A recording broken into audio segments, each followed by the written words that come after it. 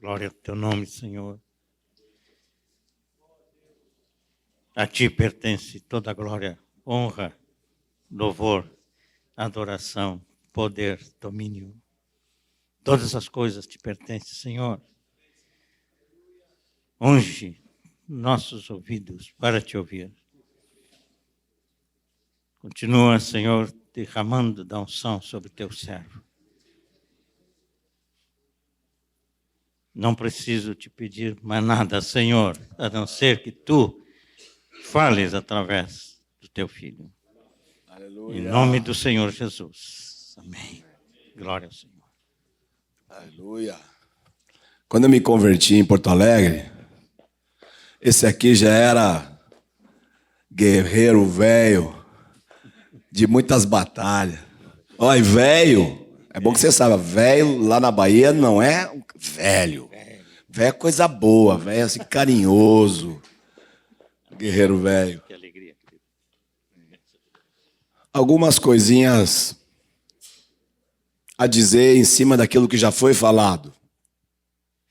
Fernando, rapaz, eu gostei do que você me falou ali. Por que você não vem contar rapidinho aqui para os irmãos aquilo que você me contou? Como é que os irmãos se reuniam entre os puritanos, não é? Conta aqui. Se quiser, se tiver pulmão para berrar e contar daí mesmo, você conta. Se você não quer estourar sua garganta, você vem aqui e pega o microfone. Bom, eu comentei ali com o Marcos que existe uma antiga tradição na igreja que vem lá dos puritanos, pietistas, e que modernamente aí foi alguma coisa herdada pelos Quakers e parecidos, no sentido de que as suas reuniões eram reuniões onde os irmãos estavam ali, se encontravam, e havia silêncio, até que alguém tivesse assim absoluta convicção de que estava sendo movido pelo Espírito Santo para falar. E frequentemente, conta a história, as reuniões terminavam sem que ninguém ousasse quebrar o silêncio, mas todos saíam sempre muito edificados pela presença de Deus, alimentados pela própria presença de Deus. E o comentário é que nós assim, vivemos numa época, numa geração em que nós temos sempre que ter algum som ligado, alguma imagem para ver, algo que nos ocupe os sentidos, não é? E temos muita dificuldade em suportar o silêncio. Mas a igreja tem essa tradição que talvez valha a pena buscar de volta um pouquinho. Amém. Não estou sugerindo como uma nova liturgia, mas eu penso que nós temos que olhar tudo que o Espírito Santo fez na igreja e que pode fazer hoje. Imagine uma reunião em que todos os irmãos estão bem instruídos em Lucas 14. Todos estão instruídos. Todos sabem que não há um promotor da reunião, a não ser o Espírito Santo. Imagine que todos estão tranquilos, sabendo que ninguém tem que fazer nada. Acho que a coisa mais difícil para Deus ensinar para um pastor é que ele não precisa fazer nada. O pastor chega na reunião, o que eu vou fazer, o que eu tenho que fazer, o que eu vou fazer, eu tenho que fazer. Não tem que fazer coisa nenhuma. Imagina que estamos tranquilos, depois de uns momentos de abraços, sentamos, oramos um pouco, ou a sós, ou de 2 em 2, grupinhos de 3, estamos ali orando. Cada um está se exercitando em olhar para o Senhor. De repente, alguém tem uma profecia, um pastor ou outra pessoa madura. Quando algum irmãozinho mais novo quer se manifestar, nós deixamos. mas preferimos que não seja no começo da reunião. Irmão, espera um pouquinho. Alguém mais maduro levanta e tem uma profecia e fala em nome do Senhor para a igreja em 15 segundos. Ele termina de falar, senta. Nós continuamos sem ter que fazer nada. Nossa única função é olhar para o Senhor, esperar em Deus. Poucos segundos, 1 minuto, 1 minuto e meio, a profecia já está julgada. Todos já estão sentindo se Deus falou ou se nós continuamos esperando Deus falar. Quando Deus falou, um irmão se levanta, começa a orar. Algo que tem a ver com aquela profecia que foi dada. Começa a orar. E todos em um só coração, estamos com o nosso coração focado naquilo que o Espírito Santo está falando. O irmão termina de orar. Tem uma pessoa lá chorando. Alguém encosta num pastor e disse: posso dar um testemunho? Vai lá, querido. O irmão dá um testemunho que tem a ver com a profecia, que tem a ver com a oração que está sendo feita. Aquela coisa está entrando no coração da igreja, todos se sentem participantes. Ninguém tem que fazer nada, mas todos são responsáveis por ouvir o Espírito Santo. Alguém levanta no meio da congregação e diz: eu preciso confessar algumas coisas a respeito disso. Pega o microfone, começa a confessar, abrir sua vida, começa a pedir a oração dos irmãos.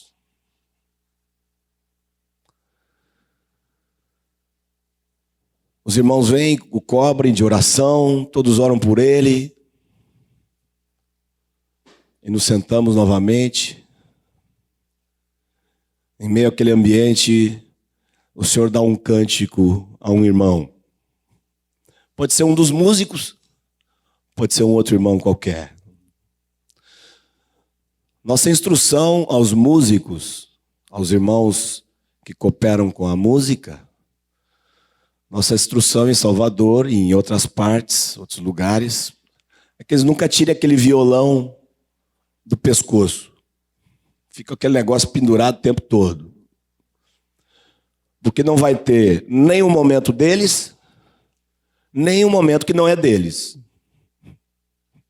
Então, se o Senhor der música, der um cântico, às vezes quem começa o cântico está desafinado.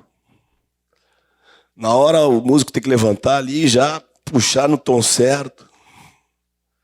E servir a igreja naquilo que o Espírito Santo está fazendo no meio da igreja. De repente os pastores estão juntos, vai fluindo. Um irmão vai ler um texto das Escrituras, dá uma explicação de 5 minutos. Todos sentam. Às vezes um negócio desse pode explodir em 1 hora de cânticos. Mas todos que estão ali cantando estão com a certeza absoluta em seu coração que o Espírito Santo promoveu aquilo, que não foi uma tradição, que não foi porque agora é a hora da música e o músico está tocando. Profecia. Alguns vieram falar comigo sobre profecia. O medo das profetadas. Alguns vieram de um ambiente onde tinha muita profetada. Agora fala em profecia, ele começa a tremer. Como dizia um irmão, não vamos jogar a água do banho fora com o bebê junto. Ela vai pegar a bacia do banho do neném e joga, e o bebê vai fora junto. Nós não podemos nos esquivar das coisas do Senhor, porque por algum tempo nós usamos essas mesmas coisas de maneira equivocada. Vocês já viram quanto essa história de batismo com o Espírito Santo deu de rolo no Brasil, de confusão? Quanto exagero, quanta coisa estapafúrdia aconteceu. E não é por isso que nós estamos dizendo, então não queremos o batismo com o Espírito Santo. A profecia é a mesma coisa. E como é que não vai haver profetada? Instruímos a igreja. Instruímos a igreja de que não aceitamos profecia diretiva. O Senhor não dirige seu povo assim. Não existe no Novo Testamento nenhum exemplo de profecia diretiva. Nenhum único. O mais parecido que tem não é uma profecia diretiva, porque não estavam dando direção. Foi aquele que Ágabo pegou o cinto e enrolou lá o Paulo e disse, vamos fazer isso com você quando você chegar em Jerusalém, vamos fazer isso com o dono desse cinto. E ele não estava dirigindo Paulo. Ele só estava dizendo o que ia acontecer. Ele não estava dando uma orientação para Paulo do que Paulo tinha que fazer. Ensinamos aos irmãos que não existe profecia diretiva e já acabou, 90% das confusões acabaram aí.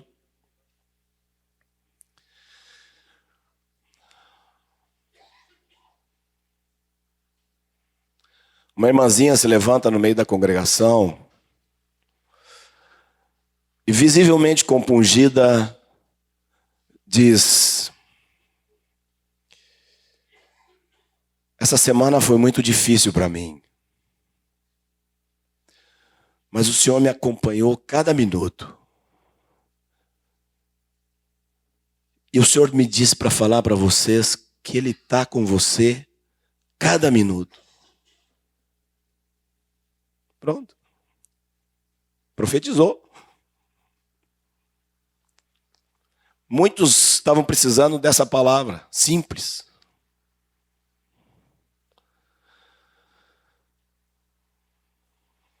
O Senhor coloca, às vezes a gente está entrando numa reunião, vem um peso, vem um sentir, de todo tipo diferente, ou de carga, ou de compaixão pelos que estão sofrendo.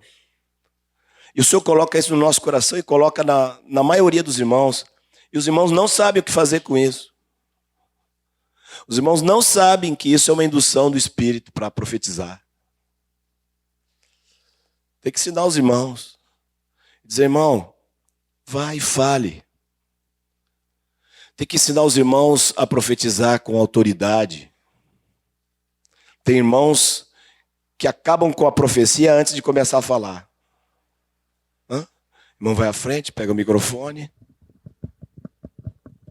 Eu estava ali, eu não queria vir, mas Deus me incomodou.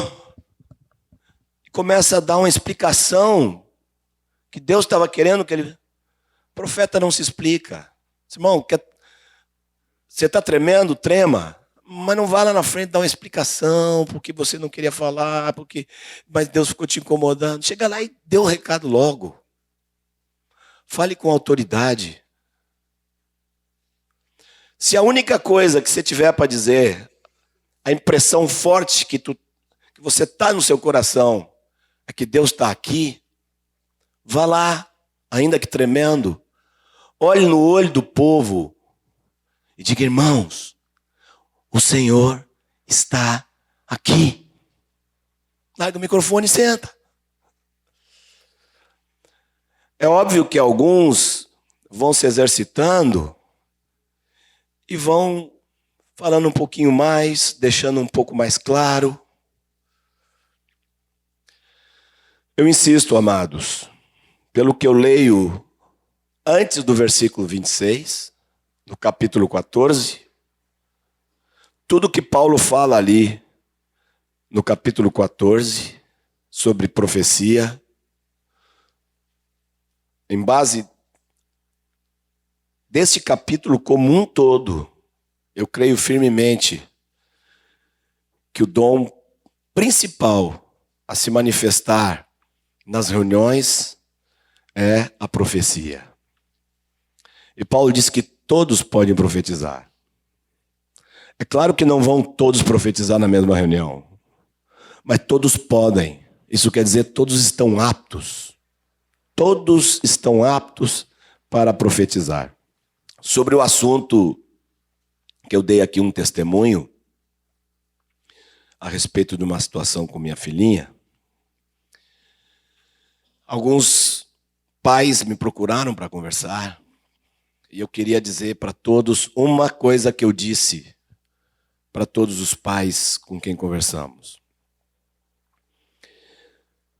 A disciplina é a coisa mais importante na tenra idade. Os anos vão passando e a disciplina vai caindo de importância. Chega um momento na adolescência onde a disciplina tem um valor quase zero. Nesse momento, tem uma outra coisa que tem que estar em alta taxa, alto valor. É uma coisa que começa com zero. Uma coisa chamada influência pelo exemplo. A marca que os pais podem deixar nos filhos daquilo que eles são no Senhor. Alguns têm a sua vida toda arrumadinha. Não tem problemas, amam a esposa se sujeita, tem as finanças ordenadas, vão em todas as reuniões, são completamente fiéis nos seus dízimos, nas suas contribuições. São perfeitos na maior parte das coisas. Mas os filhos não veem neles, em casa, o brilho da glória de Deus. Não demonstram no seu dia a dia, na sua vida diária, sua paixão por Cristo. Cumprem todas as tarefas, vão em todas as reuniões, trabalham exaustivamente para o sustento da casa, fazem tudo corretamente diante dos seus filhos, gastam o restante das horas na frente de uma televisão. O Deus da atualidade, Hollywood, estão ali. Os filhos vão crescendo. Para os filhos, é um esquema, uma religião. Eles não estão vendo Eles não estão vendo que os pais estão. Quando meu pai e minha mãe foram batizados no Espírito Santo, eu não via eles falando em língua. E nem me interessava. E se visse uma coisa meio diferente, meio sobrenatural, acho que eu ia desprezar. Eu não ia gostar. Um dia estavam cantando um cântico espiritual lá em casa. E lá na esquina, quando eu ia chegando, eu já ouvi. Eu não gostava desse negócio, não. Esse negócio não me ajudava. Mas teve uma outra coisa que foi muito importante. Olhava na cara deles e via que eles estavam fanáticos por Jesus. Essa é a coisa. Isso é o que influencia. A disciplina vai diminuindo o seu poder de realizar algo no filho. Mas esta influência que vem pelo exemplo de pais que estão amando ao Senhor. Isto é o que no fim, quando chega na adolescência, o que vai fazer a diferença na vida desses meninos que estão nas nossas casas. Amém. Isso que o Marcos está colocando é de extrema importância. Muitas vezes levamos os filhos apenas na disciplina, na obediência, nos princípios, mas não levamos eles a Cristo. A eles terem uma experiência com o Senhor. A eles terem uma experiência clara, convicção de novo nascimento. Eles terem clareza e revelação de serem enxertados em Cristo pelo batismo. De eles não somente ouvirem falar do batismo do Espírito Santo e da manifestação, mas a experiência com a pessoa do Espírito Santo habitando neles e a vida do Espírito permeando a vida deles no seu dia a dia, na realidade que eles têm. Então, nós podemos conduzir os filhos até certo ponto, na disciplina, nos princípios, na obediência, mas só isso não basta. Precisamos levá-los a Cristo. Uma experiência profunda com a vida de Jesus. Aleluia. Vamos virar nossa moedinha de novo. Até que hora a gente tem aqui? São 4:45. Vamos virar nossa moedinha de novo. Vamos virar do outro lado. Eu muitas vezes gosto de olhar para Jesus com os olhos de Pedro. Eu procuro me colocar no lugar de Pedro para ver o que ele viu.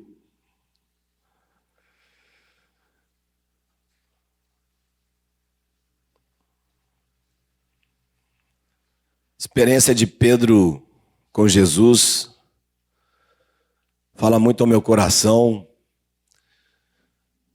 Eu fico tentando me colocar no lugar dele lá naquele dia da pescaria aquela. Aquele dia, com certeza, Pedro já conhecia o Senhor ali. Não andava com o Senhor, mas conhecia. Porque Jesus mandou ele lançar a rede e ele chamou Jesus de Rabi, de mestre.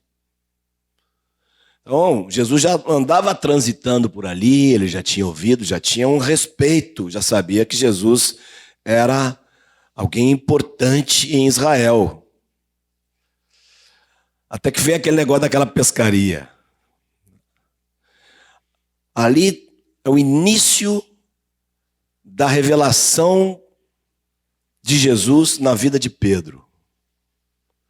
Quando Jesus manda jogar a rede, eu até imagino ele dizendo assim, quem é o pescador aqui? Que eu saiba, ele é carpinteiro. Ele vai me ensinar a pescar? Ainda diz, eu pesquei a noite toda aqui, Senhor. Até imagino que ele falou em voz alta para toda a turma ouvir. Só sobre a tua palavra. Porque a turma já tinha visto que ele não tinha pescado nada. Agora ele ia jogar a rede e não ia pescar nada de novo. Então ele já jogou logo a responsabilidade em Jesus, né? Sobre a tua palavra. E Pedro lança aquela rede. E na medida que os peixes vão saindo, o Espírito Santo vai falando com Pedro. E Pedro começa a se assustar, começa a olhar para Jesus e tem a primeira reação que um homem ou uma mulher tem quando tem seu primeiro verdadeiro contato com Jesus. Se sente um miserável. Pedro olha para Jesus e diz, Senhor, vai embora daqui, Senhor. Sai daqui. Gente como tu não pode andar com gente como eu. Eu não sou digno de andar contigo. Esta foi a reação de Pedro. Algo da realidade de Jesus foi comunicado a Pedro ali pelo Espírito Santo. E que surpresa de Pedro, quando Jesus não somente disse que queria se relacionar com ele, mas mandou ele largar tudo e vir estar com ele. Pedro larga a rede, larga barco, larga tudo e começa a viver uma vida de aventura. Você imagina cada dia nessa terra com Jesus. Que coisa! Jesus era diferente de tudo. Jesus era diferente de todos. Jesus quebrava todos os paradigmas. Jesus conversava com a prostituta, conversava com a mulher samaritana. Ninguém entendia Jesus. Jesus era completamente diferente. E Pedro todo dia olhando aquele negócio. Mas aquilo era misturado, aquele comportamento, vamos dizer aqui, excêntrico de Jesus, era misturado com palavras que homem nenhum nunca falou. O ensino, a doutrina dele era diferente de tudo. Diferente do que todos os mestres falavam. Aí vinham discussões com os fariseus. E Jesus tinha resposta para todos os questionamentos. Aí surgiam multidão faminta, Jesus alimentava. Enfermos, Jesus curava. Eu às vezes fico imaginando o Pedro indo deitar de noite e pensando nas coisas que aconteceram no dia. Como é que o cara ia dormir? Depois que viu Jesus alimentar uma multidão. Como é que o sujeito vai dormir vendo um negócio daqueles? Acho que quando Pedro acordava, a primeira coisa que ele pensava, vamos ver qual é a de hoje. Cada dia da vida de Pedro era uma aventura. Um dia que eu considero muito especial foi aquele dia do negócio do pagamento do imposto lá do templo. Ninguém fala muito daquele negócio, mas aquele negócio foi doidura total. Quando os caras chegaram para Pedro e disseram, o teu mestre vai pagar ou não vai pagar? Eu vou lá perguntar para ele. Lá vai Pedro. Eu imagino Pedro pensando, e agora, olha, eu já vi Jesus sair de toda, mas dessa aí não tem saída. Como é que vai sair desse negócio? Não tem saída, não tem saída. Essa aí não tem saída, é checkmate. Deram checkmate no mestre. Porque se ele disser que não paga, é sonegador. Se ele disser que paga, é o tributo do templo. Ele está se sujeitando ao sacerdote lá, está dizendo que os sacerdotes são autoridades sobre ele. E aí? Não tem saída. Aí chega lá, ô mestre, estão perguntando lá do imposto. Aí Jesus ainda faz uma pergunta para ele, bota o Pedro para raciocinar, de quem cobram os impostos, dos estrangeiros ou dos filhos? Ah, não, dos estrangeiros, então os filhos estão isentos, tal. No fim das contas, Jesus provou para Pedro que não precisava pagar. Aí Pedro já dizia, mas não vai dar certo. Eu vou chegar lá e eu vou dizer que o Pedro mestre não paga, vai dar um bode esse negócio. Eu disse, vamos fazer o seguinte, não esquenta sua cabeça, não vamos deixar essa turma aí arrumar pretexto, não vamos escandalizar eles, não. Faz o seguinte, aquela seu anzol que já está enferrujado lá, pega aquele negócio, joga no mar, vai sair um peixão. Você pega o peixe, mete sua mão na boca, você vai pegar uma moeda e você vai pagar o teu imposto e o meu imposto. Eu penso, lá vai ele. A pesca, o negócio lá, vai lá, tira a moeda lá. Eu imagino Pedro indo em direção aos caras.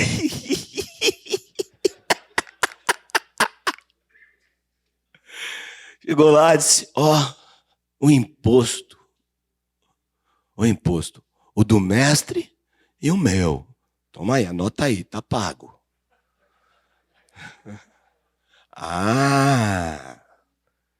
Então o mestre pagou, né? Você sabe o que isso significa? Eu sei. Mas deixa eu te contar onde é que eu achei essa moeda aí. Rapaz, o negócio não era fácil não, viu? Cada dia com aquele Jesus era um negócio. A coisa foi esquentando. E eles começaram, em primeiro lugar, Pedro. mais do que os outros. Começaram a entender e Pedro foi entendendo quem era ele. Rapaz, ele é o Messias. O negócio começou a encorpar. Começou a tomar uma forma grande. Ele é o Messias. Um dia Jesus perguntou na tampa, né? E aí? O que o povo está dizendo? E vocês? O Pedrão já... Tu és o Cristo. E aquela resposta gostosa do mestre, né? O Pedrão saiu ali estufado. Pedro, meu querido, tu é um bem-aventurado, Pedro. Meu pai anda falando contigo. Tu tá ouvindo meu pai, Pedro? Não foi homem nenhum que te falou esse negócio, eu sei que ninguém te falou. Meu pai está falando contigo, Pedro.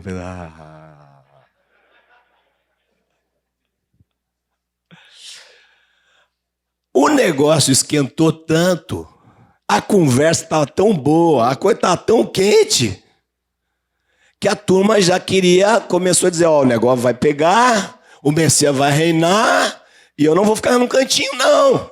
Mãe, fala com ele lá para me arrumar um lugarzinho do lado dele lá. Botou conversa para cima da mãe, rapaz. A mãe de Tiago e de João, né? Lá vai a mãe de Tiago e João. Falar com Jesus, botar um à direita, outro à esquerda. A turma já estava disputando o cargo de primeiro-ministro. Estava disputando o cargo do negócio lá, porque o troço tinha esquentado. O reino estava descendo, o Messias vai governar, vai reinar, e o negócio tá ficando bom.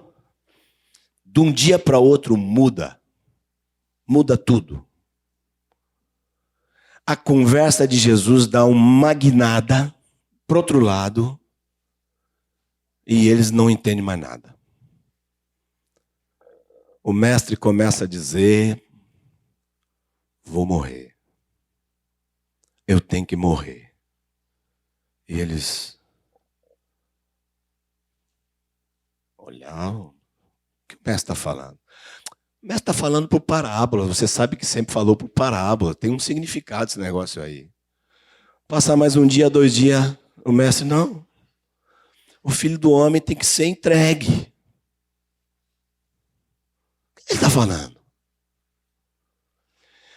E essa nova conversa tomou tal volume que eles começaram a ficar deprimidos. Você lembra João 14? Não se turbe o vosso coração. Eles estavam com o coração turbado. Um dia fazem uma conferência, estavam lá numa rodinha de conversa. Só, alguém tem que falar com o mestre, que agora ele está pisando na bola, está falando bobagem. O mestre agora saiu do rumo. Ele não é o Messias, ele é o Cristo, e agora vai morrer? Não tem como. Quem é que vai falar com ele? Aí todo mundo olha para Pedro, né? Vai lá, Pedrão. Lá vai Pedrão. Mestre. É aquela conversa boba de Pedro, né?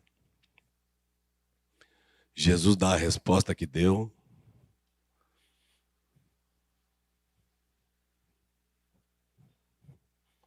E aí, o que o mestre disse? Me chamou de diabo. Outro dia ele disse que o pai estava falando comigo. Agora ele me chamou de diabo. Eu não entendo mais nada. Que loucura. Que loucura.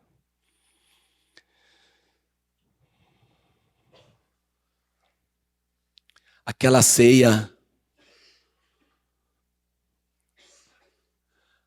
me parece que para eles era uma coisa surreal.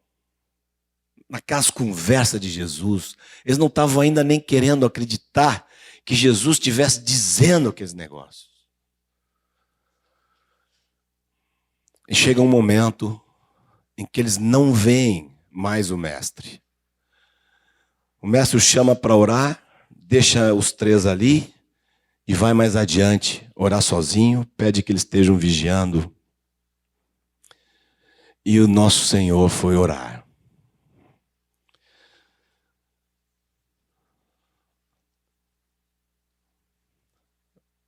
Você já pensou naquela oração de Jesus?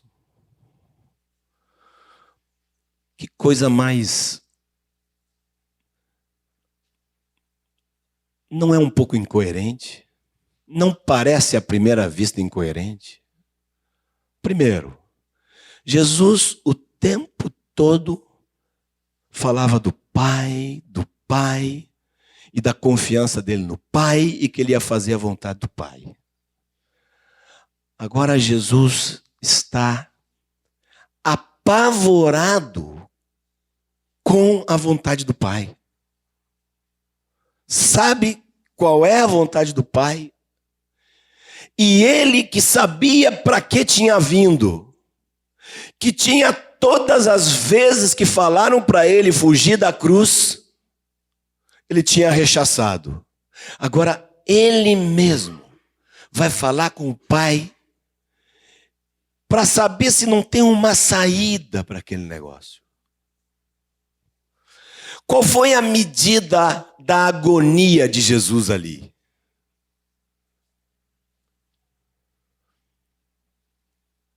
Para o sangue sair pelos poros da pele, que pressão arterial que aquele coração estava, que aquele sistema sanguíneo lá de Jesus estava, para o sangue sair pela pele.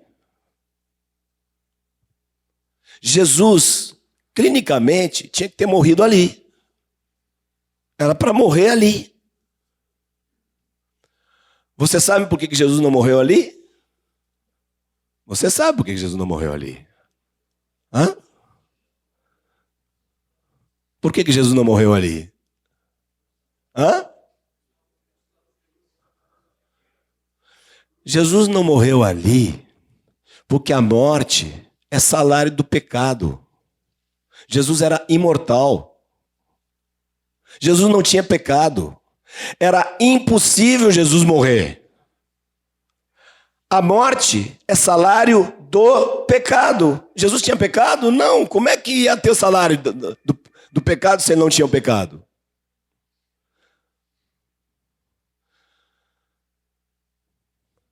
E o que apavorava Jesus? Aqueles que não conhecem as Escrituras, quando leem isso, veem um homem com medo da morte.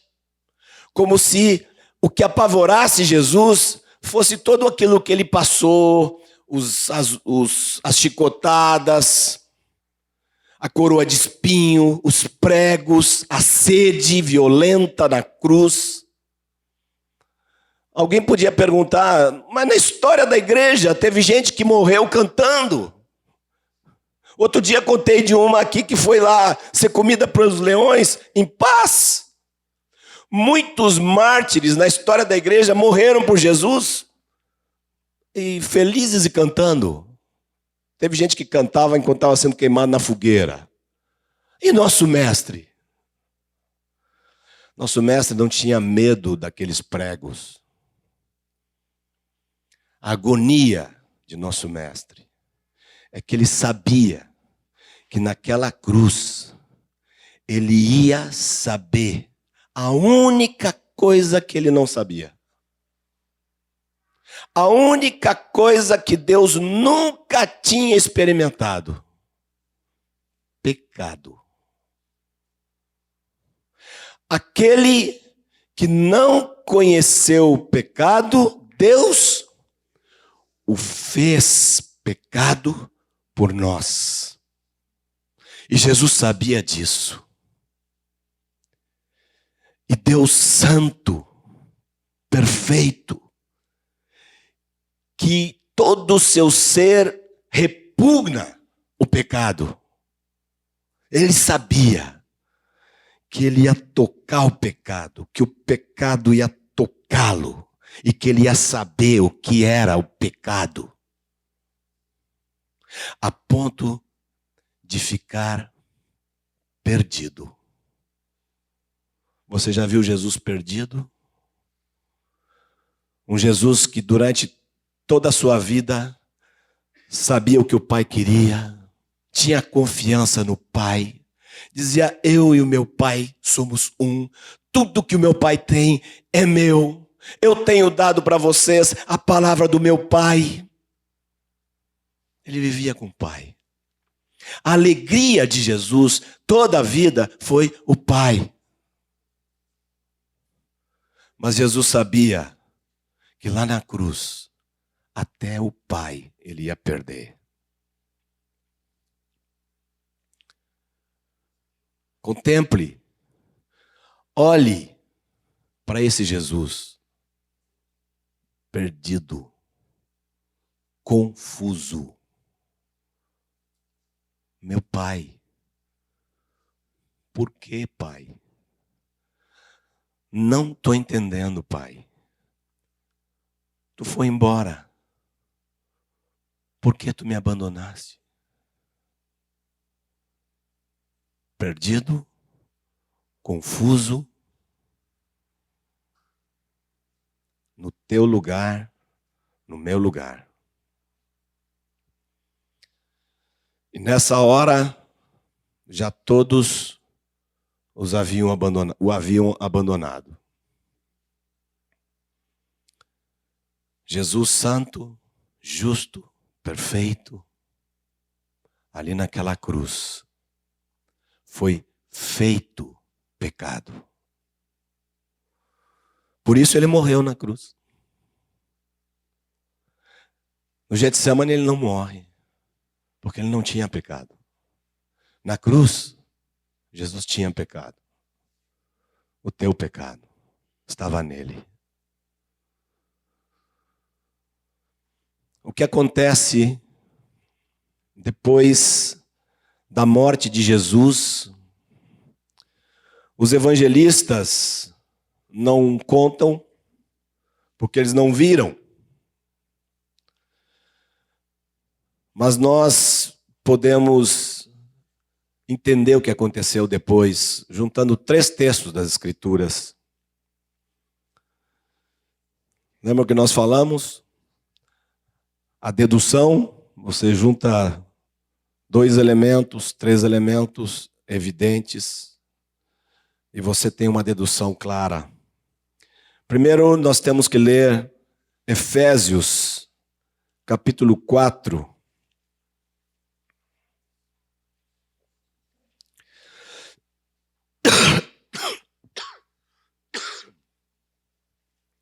Efésios 4.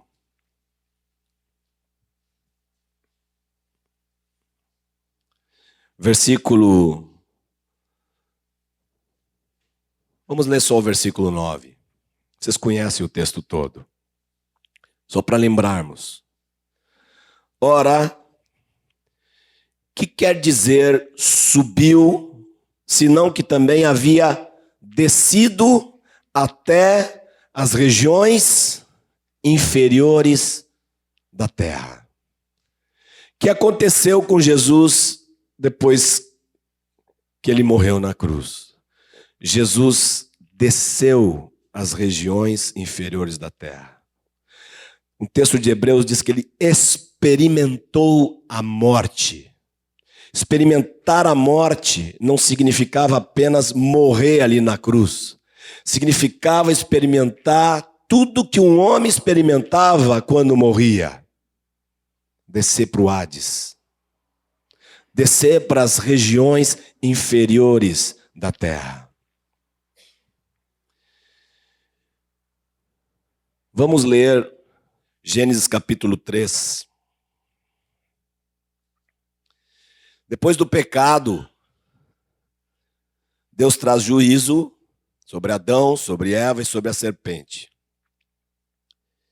Vamos ver aqui no versículo 14 o que Deus diz para a serpente. Então, o Senhor Deus disse à serpente: visto que isso fizeste, maldita és entre todos os animais selváticos. rastejarás sobre o teu ventre e comerás pó todos os dias da tua vida. E agora vem com uma profecia o Senhor. Uma profecia um pouco simbólica, um pouco mística. Porém, inimizade entre ti e a mulher, entre a tua descendência. Qual é a descendência da serpente? Todos os principados e potestades são a descendência da serpente. Se eu vou botar inimizade entre a tua descendência e o seu descendente, qual é o descendente da mulher? Cristo. Se eu vou botar uma briga, uma guerra, uma inimizade perpétua entre a tua descendência e o descendente dessa mulher, este te ferirá a cabeça e tu lhe ferirás o calcanhar. O que significa essa profecia dupla aí de Deus? Ferir a cabeça e ferir o calcanhar. Vamos a 1 Timóteo,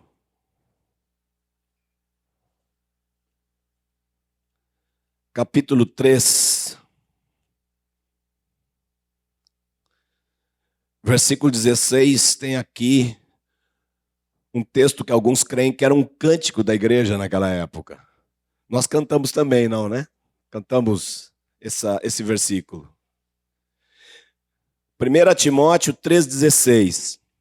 Evidentemente, grande é o mistério da piedade.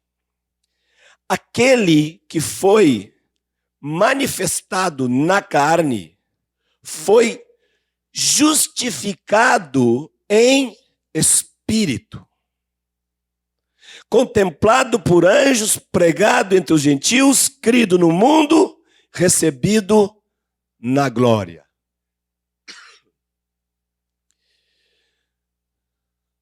A carta de Paulo aos Romanos explica muito claro sobre a nossa justificação.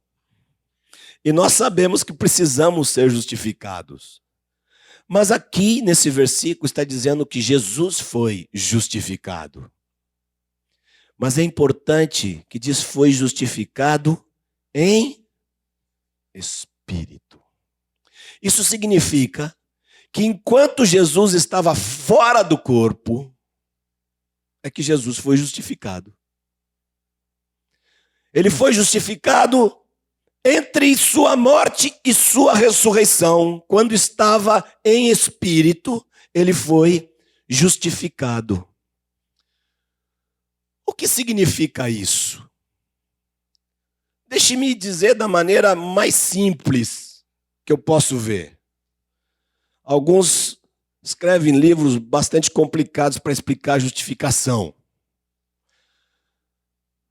Vamos ver uma coisa muito simples. Esse termo que Paulo usa aqui, que Paulo usou na carta aos Romanos, era um termo muito comum na época de Jesus e de Paulo. Naquela época, nos tribunais, quando havia um réu, e esse réu era inocentado, a expressão que era usada não é a expressão que se usa hoje. Hoje se chama de culpado ou inocente. Não era esse o costume dos tribunais daquela época. Naqueles tempos, quem julgava era o juiz. E se o juiz considerava o réu inocente, ele tomava de um martelo, batia esse martelo e ao mesmo tempo ele dizia justificado. Aqui está dizendo que enquanto estava em espírito, Jesus foi justificado. Lá embaixo, houve um tribunal. O juiz se apresentou.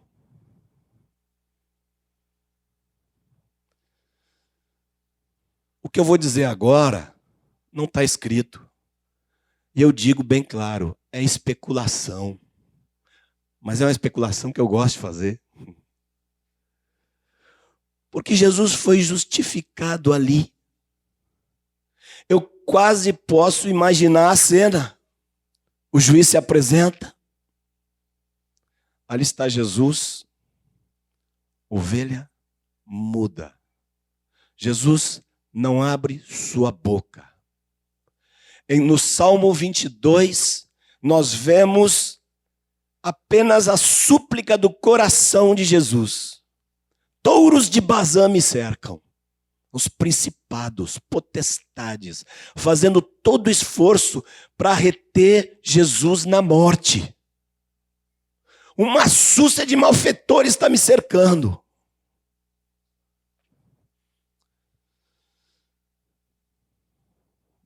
Eu imagino o juiz chegando lá e disse: Lúcifer, vem cá. Me traga o livro da vida desse homem. Lúcifer, você matou esse aqui. Tu me desses o poder da morte, eu matei. Ué. Porque Deus é perfeito e justo em tudo. Quando o homem seguiu o princípio de Satanás, Deus, por seu caráter, se viu obrigado a colocar a autoridade de Satanás sobre esse homem e deu a Satanás a autoridade da morte sobre a raça humana. Por justiça. Não é o que lhe agradava fazer, mas ele não faz o que lhe agrada. Deus faz o que é certo fazer. E por toda a história humana, Satanás reinou sobre a morte, porque tinha direito sobre ela, dado por Deus, por causa do pecado. Mas morre um homem, aonde o juiz se apresenta e diz: vamos analisar essa questão.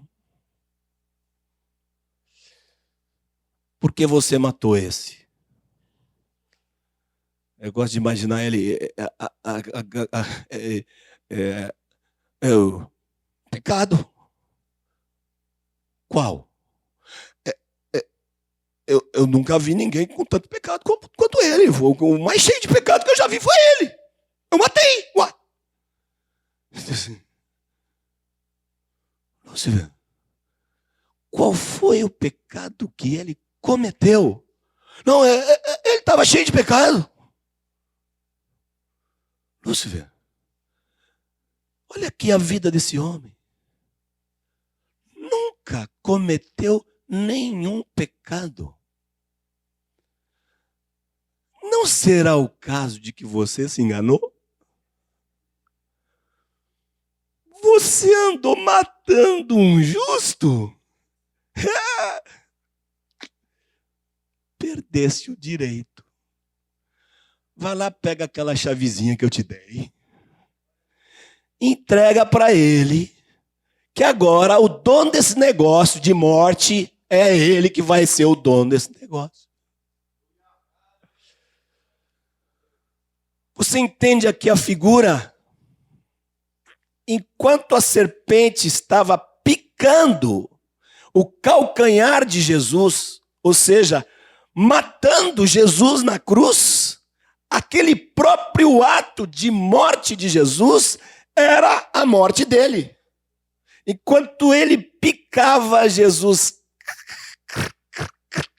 esmagava a sua cabeça. E ele perdeu o poder sobre a morte. Eu creio firmemente, queridos, que o Salmo 45 está falando disso. Cinge o teu flanco, herói, e cavalga pelo direito e pela justiça. Jesus é santo, Jesus é humilde, Jesus é bondoso, Jesus é misericordioso, Jesus é poderoso, mas vou dizer mais uma coisa: Jesus é o nosso herói. Você conhece? A raça humana gosta dessa história de herói, né? Inventam cada história. Tem um cavaleiro que vai lá, que a princesa foi pega por um dragão, ele vai lá na cova do dragão e tira a princesa de lá. Quem foi na cova do dragão foi Jesus. Foi lá onde estava a antiga serpente. Na cova da serpente. E venceu a serpente. E não o fez porque era Deus. Se fosse pelo poder de Deus, de chegar lá e tá em Satanás, Deus já tinha ido lá e feito isso. Jesus não o fez porque era forte. Jesus não venceu a Satanás porque era poderoso. Não. Jesus venceu a Satanás porque era humilde, porque era obediente. Foi na sua santidade que ele foi justificado pelo Pai. Todos nós hoje somos justificados por ele. Ele também foi justificado por ele mesmo. É o único que foi justificado pelo seu próprio livro da vida. Abriram o livro da vida dele e disseram: justo, justo, santo e perfeito. Tudo isso aconteceu lá embaixo, porque Jesus foi justificado em espírito. Senhor, nós te bendizemos. Ajuda, Senhor, que nossos olhos te contemplem também como herói da nossa vida, Senhor. Nós somos a tua noiva, que tu resgataste, Senhor, dali, da boca do dragão. Mudo, como uma ovelha muda. Não precisasse abrir a boca, não precisasse dizer uma palavra. O Pai te justificou. Bendito é o Senhor.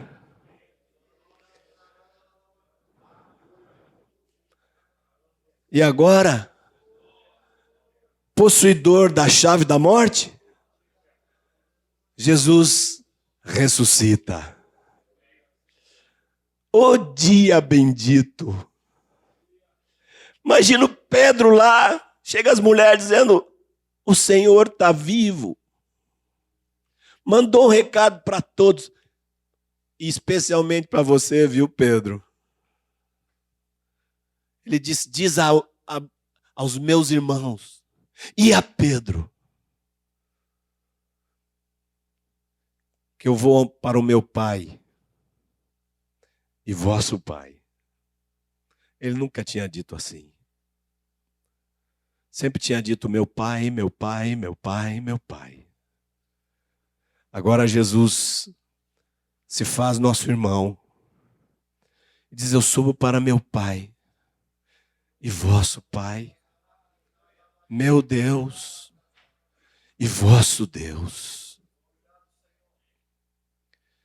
Amados, os irmãos que precisam renunciar tanto na sua vida, tantas coisas. Os irmãos que às vezes têm dificuldade de entender que tem que renunciar a si mesmos. Esses irmãos têm que ser levados a contemplar a Jesus. Esse negócio de morrer, de tomar a cruz, não é para masoquista. Tem gente que ouve tanto desse negócio de morrer, que começa a achar que esse negócio de igreja é coisa para masoquista. O negócio aqui é sofrer, morrer, sofrer, morrer, perder, sofrer, morrer. Eu não quero isso, não aguento esse negócio. Diz: olhando firmemente ao autor e consumador da nossa fé, Jesus, o qual, olha o que vem depois, o qual em troca,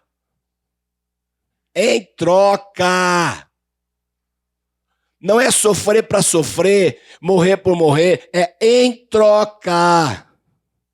Em troca da alegria que lhe estava proposta, suportou a ignomínia. Jesus suportou, teve forças para suportar tudo aquilo, porque ele estava de olho na alegria. Ele sabia que tinha um negócio lá depois. A alegria de Jesus, poder chegar diante do Pai. Pai, aqui estou eu. E o Pai finalmente, teve um homem obediente. Tudo que o Pai queria, tudo que o Pai precisava, era um obediente. E o Pai agora tinha o Filho obediente. E Jesus sabia que ele ia apresentar isso ao Pai. Jesus sabia que ele ia apresentar esse gozo para o Pai. E a alegria dele não era só essa. Ele sabia que ele ia se apresentar para o Pai e ainda ia poder dizer: aqui estou eu e os filhos que Deus me deu. Em troca da alegria. Olhando firmemente o autor e consumador da fé, o qual, em troca da alegria.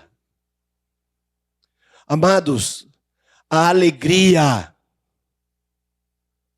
que faz com que qualquer homem, qualquer mulher tome sua cruz, sem chiar, sem reclamar, é a alegria de ter a Cristo, de ter a Jesus.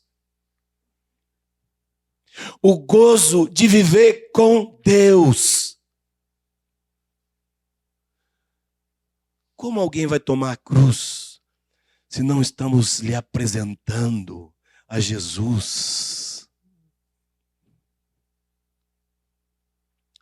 Jesus agora ressurreto, em glória, um corpo glorificado, atravessa as paredes, conversa com os discípulos, 40 dias, aparece aqui, aparece ali, senta para comer com eles. Filhinhos, vocês não têm uma coisa para comer aí, não? Quem é aquele lá? O João, que era mais íntimo. Esse é o Senhor. O Pedrão, que não era o mais íntimo, mas era o mais doidão. Pedrão se cinge, blof na água, que eu vou esperar remar esse barco, eu vou lá ver meu mestre. Lá vai Pedro rapidinho encontrar Jesus. Que gozo, que alegria nossos irmãos tiveram.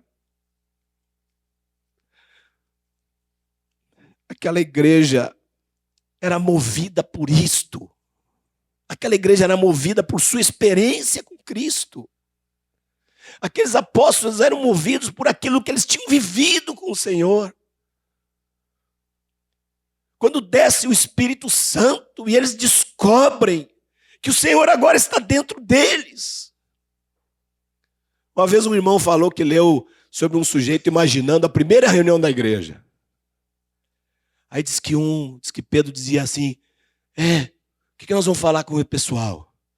Aí o Tomé disse: vocês querem que eu faça uma confissão? Eu faço. Aí Pedro disse: não, vão contar para eles aquele negócio daquele dia que ele apareceu andando em cima das águas lá. Aí o Tiago: Pedro, se você contar a sua história só porque você andou em cima das águas também, para aí, essa história não, vamos contar outra história. Vamos contar para eles daquele negócio da multiplicação dos peixes. Lá pelo tanto, João interrompe a conversa. Diz: irmãos, quem sabe nós vamos lá e dizemos para nossos irmãos que aquele Jesus que nós conhecemos, que eles conheceram, agora está vivo dentro de nós. Vamos contar isso para os irmãos. Vamos deixar os irmãos muito claros, muito cientes a respeito dessa verdade. Jesus ressurreto, Depois de conversar com eles, de repente estão ali, os pés de Jesus se despregam, começam a subir, estão olhando. 2 varões se colocam ao lado deles e dizem: por que vocês estão olhando? Esse mesmo Jesus que vocês estão vendo subir, vocês vão vê-lo descer também. E aí os evangelistas também não têm mais o que contar. Mas novamente os salmos nos ajudam. Jesus vai chegando no céu, e aquele coral começa a cantar. E um coral cantava: levantai, ó portas, as vossas cabeças, para que entre o Rei da Glória. Outro coral cantava: quem é o Rei da Glória? Quem é o Rei da Glória? E outro coral já respondia: o Senhor forte e poderoso, o Senhor poderoso nas batalhas. Ele é o Rei da Glória. O pai feliz, feliz, satisfeito, se levanta do trono, abraça o filho. Meu filho, senta à minha direita, até que eu ponha todos os teus inimigos debaixo dos teus pés. E lhe dá um nome sobre todo nome.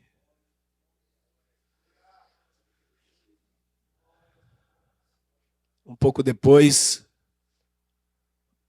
o filho diz: pai, sim, filho, está na hora. É, filho, está na hora. O Espírito Santo, sua vez, desce lá. Vamos completar esse negócio.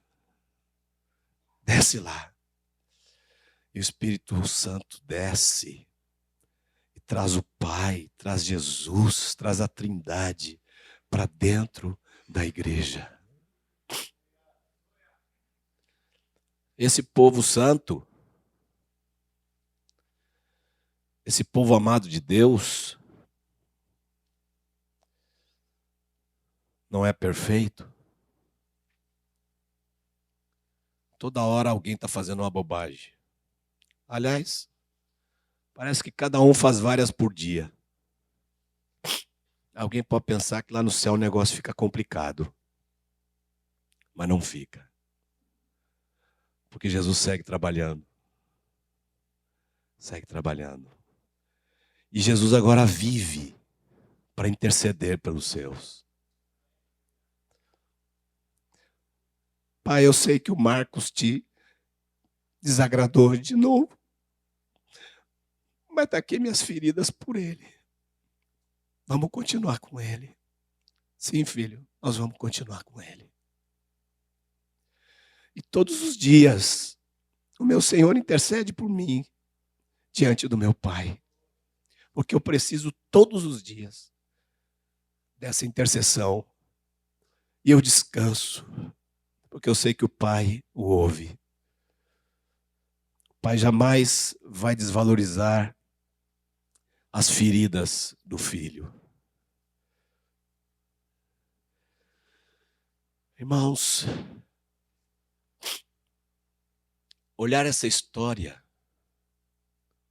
e saber, ser claramente informado também dos evidentes sinais da próxima vinda dele, é indispensável para a vida da igreja. Isto não é para os irmãos saberem. Eu estou aqui falando com vocês coisas que vocês sabem há anos. E por que falo? Com pastores sobre Jesus. Porque essa hoje é a nossa vida. Olhar para Ele. Olhar para Ele. Olhar para Ele. Olhar para Ele. Telmo, tu sempre me mandava aqueles jornaizinhos. Lembra? Ultimamente, não sei nem se vocês estão fazendo, porque eu já parei de receber. Sempre me mandava. Há anos atrás, você me mandou um onde na primeira página, não sei se você vai lembrar, porque foram dezenas, não sei como é que vocês chamavam aquilo, de jornal, de... Você sempre me mandava o Corpo Vivo. E deve ter uns 15 anos ou mais. Um daqueles que você mandou era uma mensagem curtinha escrita pelo meu pai sobre olhar firmemente para Jesus. E eu li, era uma página. Eu me lembro pouco, eu me lembro que o pai dizia assim: nosso problema é que nós damos uma olhadinha para Jesus e depois já olhamos um monte de coisa. Quando a palavra de Deus diz olhando firmemente.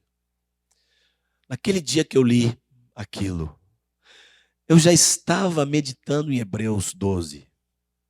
Mas quando eu li aquela mensagem, eu senti a voz do Espírito Santo me dizendo: põe teus olhos em Jesus e não tira nunca mais. E eu decidi naquele dia, amados, obedecer essa ordem apostólica. Naquele dia. E eu acho que não teve decisão mais importante da minha vida depois da minha conversão. Mais importante que a minha cura do câncer. Mais importante do que qualquer coisa. Eu decidi olhar para Jesus. Quando eu decidi olhar para Jesus, eu passei uns 2 ou 3 anos fazendo só uma oração. Minha oração por 2 ou 3 anos foi a mesma. Jesus, eu quero olhar para ti, mas não sei. Não sei. Me ajuda. Me ajuda. Senhor, eu quero olhar para ti, mas não sei o que é isso. Me ajuda.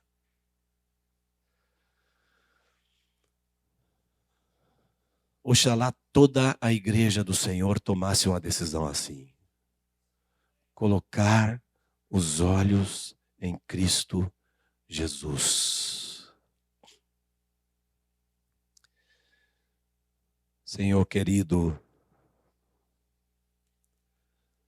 faz resplandecer sobre nós o teu rosto. Na tua luz veremos a luz. Faz resplandecer sobre a tua casa o teu rosto. Revela-te aos teus, para que os teus tenham o coração quebrado e conquistado por ti. Ó Senhor, te damos graças, Pai, pelo Espírito que enviaste, porque por meio dele podemos conhecer teu Filho. Senhor, te suplicamos em nome dele, que esse conhecimento cresça, Senhor. Senhor, temos muito a crescer no conhecimento da tua vontade, do que te agrada. Temos muito a crescer no conhecimento da tua própria pessoa, para que cada realidade tua seja conhecida experimentalmente por nossos corações. Não nos basta, Senhor, que tuas verdades estejam armazenadas em nosso intelecto. Queremos apalpá-las, queremos comê-las, queremos vivê-las. Completa a tua obra em nós, Senhor. Completa a tua obra em nós para a tua própria glória, para a tua própria satisfação. Tudo o que queremos um dia é poder saber que nossa vida finalmente foi para a tua satisfação. Tu és nosso Deus querido. Odiamos a ideia de não satisfazer a ti. Não temos medo de ti, Senhor. Não temos medo. O teu amor nos constrange. Queremos te satisfazer, Pai. E sabemos que só por meio de teu Filho, ajuda-nos, ensina-nos a andar nele. Enche nossas mentes dos seus pensamentos. Ensina-nos a colocar nossos olhos nas coisas lá do alto, onde Cristo vive, não nas coisas aqui da terra. Ó Senhor, tira a nossa mente, nossos corações dessa terra imunda, para que nós estejamos vivendo vidas ressurretas todos os dias, na tua presença, assentados contigo nas regiões celestiais, e abominando e desprezando esse mundo que te entristeceu, que te ofendeu. Ah, Senhor Santo, um dia tu nos prometeste a imagem de teu Filho, e nós seguimos crendo, apesar de tudo, apesar de mim, eu sigo crendo na tua promessa. Tu nos prometeste a plenitude do teu Filho. Eu sei que o único impedimento sou eu, mas tu és maior que eu. Tu és maior que eu. Tu não dependes de mim, eu dependo de ti. Eu preciso de ti, eu clamo por ti. Deus Santo, eu te amo, Senhor Santo. Obrigado por teu Filho Jesus.